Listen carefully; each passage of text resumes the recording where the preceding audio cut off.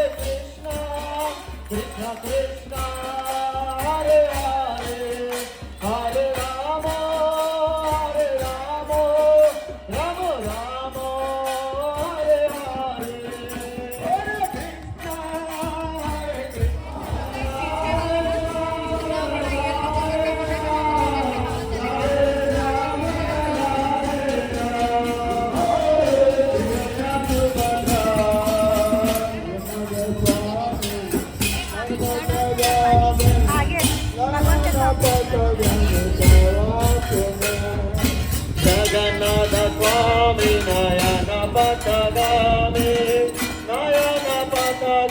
ಭವ ತುಮೇ. ಜಯ ಜಗನ್ನಾಥ,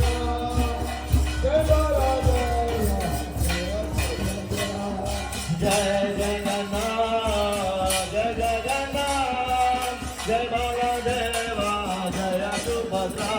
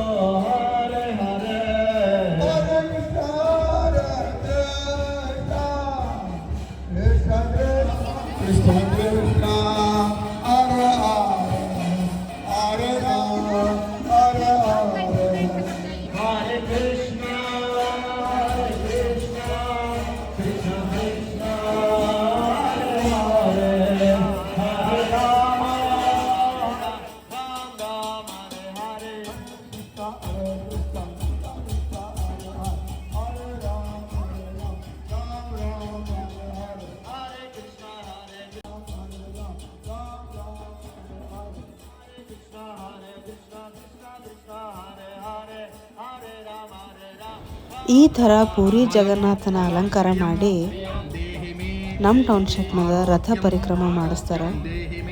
ಇದಾದ್ಮೇಲೆ ನಮ್ಮ ಟೌನ್ಶಿಪ್ನಾಗ ಇದ್ದ ಗಣೇಶ ಗುಡಿದಾಗ ಹೋಗಿ ಹೋಮ ಹವನ ಎಲ್ಲ ಮುಗಿದ್ಮೇಲೆ ಪ್ರಸಾದನೂ ಇರ್ತದ. ಬುದ್ಧಿಂ ಆರೋಗ್ಯಂ ದೇಹಿ ಮೇ ಹವ್ಯವಾಹನ.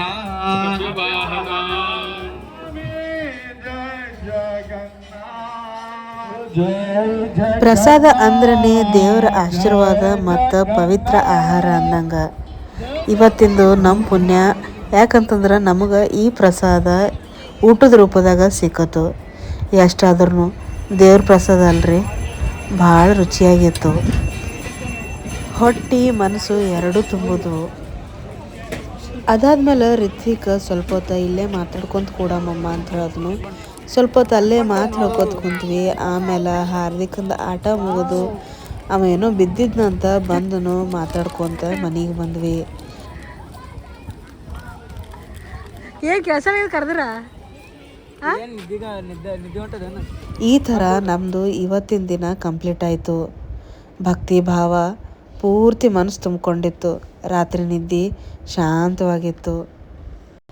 ಈ ವ್ಲಾಗ್ ನಿಮಗೆ ಇಷ್ಟ ಆಗಿತ್ತಂದ್ರೆ ದಯವಿಟ್ಟು ಲೈಕ್ ಮಾಡಿರಿ, ಶೇರ್ ಮಾಡಿರಿ, ಕಮೆಂಟ್ ಮಾಡಿರಿ ಮತ್ತು ಸಬ್ಸ್ಕ್ರೈಬ್ ಮಾಡೋದು ಮರಿಬೇಡ್ರಿ. Thank you for watching.